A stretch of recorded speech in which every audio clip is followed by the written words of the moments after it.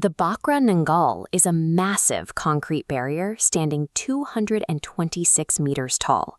For most of India's history, it was the undisputed benchmark for engineering scale. But there is another dam that stands even higher. Deep within the mountains of Uttarakhand is the Tehri Dam. At over 260 meters, it is the tallest dam in India and one of the highest in the world.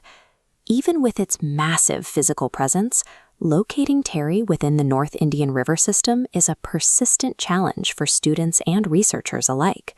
Political maps offer clean, distinct borders.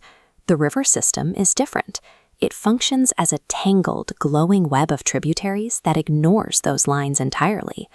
This geographical complexity is why candidates in high-stakes exams often fail to correctly identify the origin points of these major water networks. If you can't map the Tehri Dam, you lose the ability to trace the actual origin of the Ganga river system. To understand the Ganga, we have to look at its roots, which begin high in the rugged terrain of Uttarakhand. These Himalayan rivers are aggressive, carving through deep valleys with immense force before they ever reach the plains. The Tehri Dam, the very structure that regulates the upper Ganga, is not actually built on a river named the Ganga. This is the first parent of the system, the Bhagirathi. It carries the primary volume of water from the high-altitude glaciers. Then there is the second parent, the Bilangna. It enters from the side and collides with the Bhagirathi at this exact confluence point. To hold back the combined pressure of these two mountain rivers, engineers had to build a structure capable of neutralizing the energy of two colliding currents.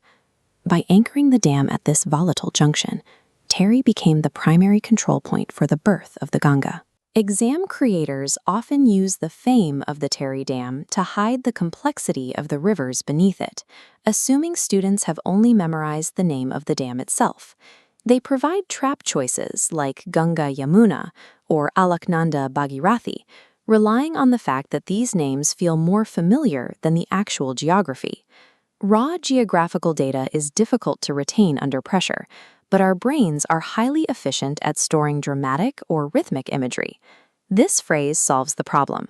Tehri mein Bagi Bilangna. Tehri identifies the site. Bagi links directly to the Bhagirathi, and Bilangna names the second river in the pair.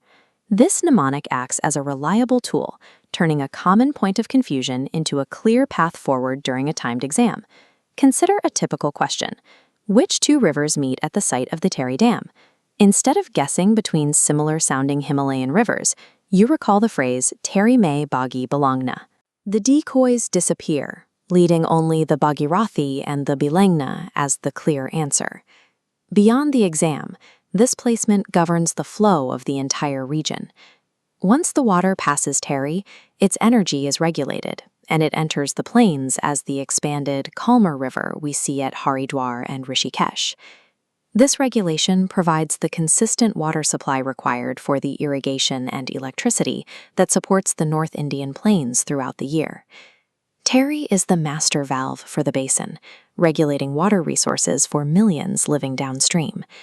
It is the first critical landmark in a much larger map of the North Indian river system.